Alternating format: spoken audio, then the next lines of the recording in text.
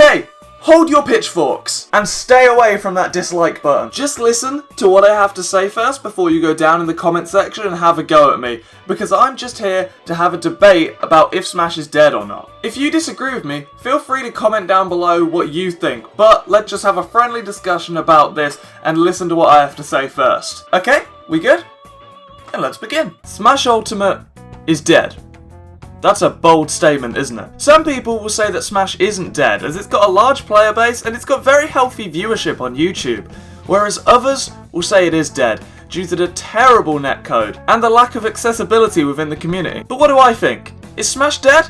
Well, yes, but actually, no. I recently watched a video by The Klooch, oh god I butchered that name, about Overwatch and the factors that led to its decline in popularity and eventually, its death. This really got me thinking about Smash Ultimate, and how, in normal circumstances, this game would probably be dead. But before we begin to explain that, let me just set the scene a little for you. Your name is Masahiro Sakari, a game developer working for HAL Laboratories in 1998. You pitch an idea for a fighting game called Dragon King, which has more of a focus on platforming rather than traditional fighting games. Congratulations, you have just invented a new genre. The platform fighter. The higher-ups at HAL and Nintendo love it so much that they give you the rights to use Nintendo All-Stars such as Luigi and Jigglypuff to fill out your roster. You know, the important ones. After months of development, your project is complete and it is released on January 21st, 1999 as Super Smash Bros. To critical and commercial success. As such, a sequel is to be made, as just like life, there is always more game. Fast forward a couple years to November 21st, 2001, and this sequel has descended from the fighting game heavens to become known as Super Smash Bros. Melee. During the time that you were literally working yourself to the bone to get this sequel made, your first game grew quite the cult following, full of people who don't shower. These sweaty people love the sequel even more, and some of them still play it to this day. For better or for worse. Due to the absolute success of your second game in this series, it was only natural that your bosses would want a third game in order. And we know why at this point, because there's always more game.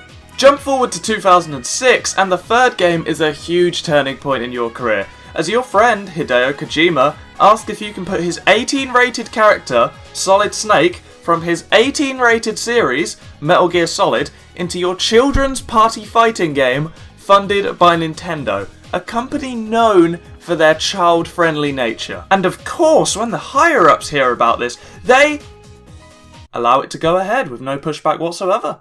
Congratulations, you can do what you want. You now have the gaming industry do whatever the fuck you want pass, an honour also held by Neil Druckmann of Last of Us 2 fame. Boy did that go well. So I bet you're wondering, how the hell does that monologue link to Smash being dead? But remember that do whatever the hell you want pass I mentioned? Well, Sakurai has this in the eyes of both the gaming industry and the sweaty people. I'll just say the fans from now on. So, just keep in mind that he has this pass, and we'll come back to it later. Sakurai has been quoted many times saying that he thinks of Smash Bros. More as a party game than a fighting game. And the majority of the community thinks otherwise. They see Smash as a fighting game. You can tell because they hold tournaments and such. You wouldn't really do that for a party game. Though I wish people would hold Mario Party tournaments because I would smack you all. This difference in perspective between the game's creator and the game's community is one of the factors that I think has caused Smash to die, let's say.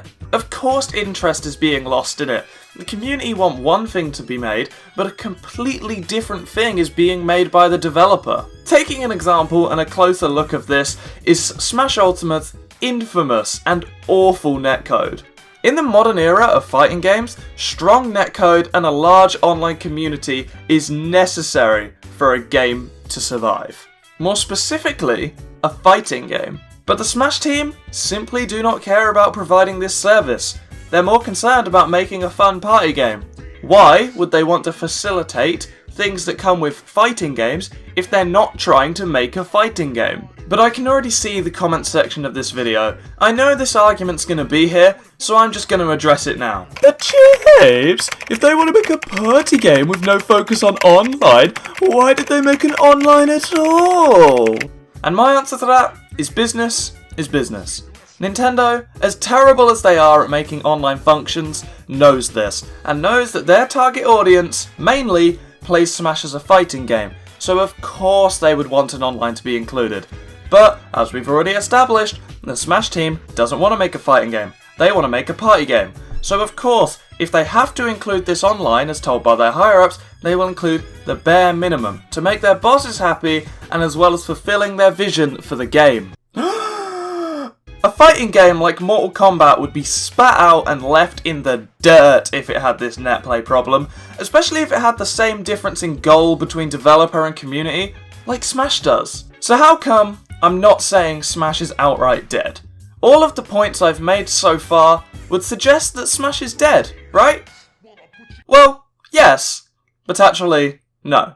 And the reason I believe this, the reason I don't believe Smash isn't dead despite all the evidence, is because Sakari and the Smash team have this little thing called the gaming industry do what the hell you want pass. Wow, look at that callback. This means that whatever Sakari and the Smash team put out and make, people will always play it, or at the very least, they'll always come back to it later down the line if they're a fan. Let's look at a quick comparative example. Super Smash Bros. Brawl was released in 2006 and was poorly received by the competitive community due to poor balancing and unfriendly game mechanics. Despite this, many people still played the game throughout its lifespan or bought the next installment on the Wii U. Well, at least the 5 people who owned Wii U's. And then another game which had really similar circumstances to this was Overwatch. Overwatch was met with critical acclaim from competitive players, but soon later died out due to poor balancing updates and awful PR from Blizzard. Unlike Smash, no one stuck with Overwatch, and I am absolutely confident in saying that no one's going to buy Overwatch 2. TLDR, the community will accept anything from Smash. But don't get me wrong, I don't think Sakari and the Smash team should be to blame for the community's decreasing interest in Smash. I honestly think the community are to blame. This is because the community have unrealistic expectations for what Smash even is. They want the Smash team to make a fighting game that they aren't even trying to make.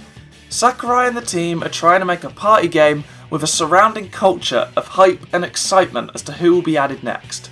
And again, don't get me wrong, I wish it could be more of a fighting game too and be updated as such, but that's just simply not the vision the team are going for, and I'm not sure if it's fair for us as a community to criticise this. If we really want that badly, we can make our own game. But then on the other side of that coin, I wish there was more compromise between developer to make a game everyone can truly enjoy. But even though Sakari and the Smash team want to make this cultural icon instead of a fighting game more traditionally, the community will reject this, or at least a large majority of them. They'll dislike spam character trailers they don't like, and they yearn for Smash to be a game that it just isn't supposed to be. This contrast causes unhappiness amongst the community due to their unrealistic expectations as to what the product should be, and it causes less people to want to play Smash. This would usually kill a game, but Smash is different. Its fans will always come back to see what's next, despite how much they say they dislike it. So, my final answer? Is Smash dead? And is Smash dying? Well, yes, but actually no. But overall, I'd give it a no. Smash will live on forever, in its own way, and will keep living as the almost fighting game we know it as. Perhaps the cycle will never end, as there is always more game. So what do you think? Is Smash dead? Tell me in the comments below, because I really want to hear from you. I really want to have this debate, because I've seen things going around about people being like, Smash is dead, Smash is dead. It's not, but the signs are there, so it's really something we should look out for. So, if you enjoyed this video, be sure to leave a like, and don't forget, subscribe for more content. Follow me on Twitter in the description, and also my Discord's in the description if you want to hang out with me and stuff like that. But anyway, I'll see you in the next video. Going on? Plus Ultra.